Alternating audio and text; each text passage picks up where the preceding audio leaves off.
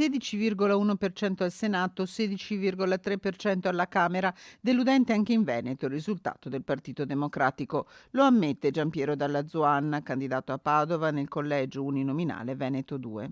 Noi speravamo di fare meglio, devo dire che probabilmente nel risultato deludente ha pesato molto il fatto che non ci fosse una coalizione che percepita come possibile vincente dagli elettori.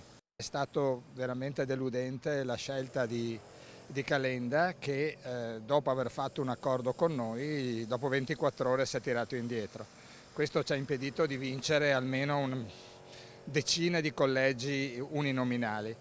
A differenza di quanto accaduto, il Partito Democratico si conferma primo nella città del Santo.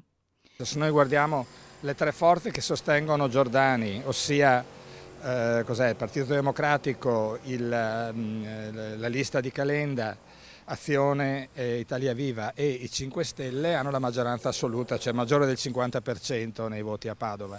Se poi guardiamo ancora più in dettaglio, ci sono parecchi seggi dove proprio si è vinto anche di molto. Quindi in realtà questo risultato è confortante per la giunta di Padova. Devo dire che è successo a Padova quello che è successo in molte altre grandi città in cui appunto il Partito Democratico ha vinto nella parte centrale delle città.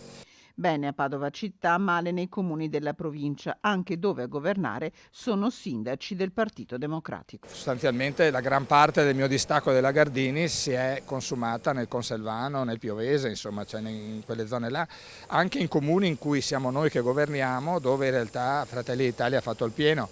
Ma questo non per demerito dei sindaci, ma perché io dico sempre che quando un'onda parte non la fermi con le mani.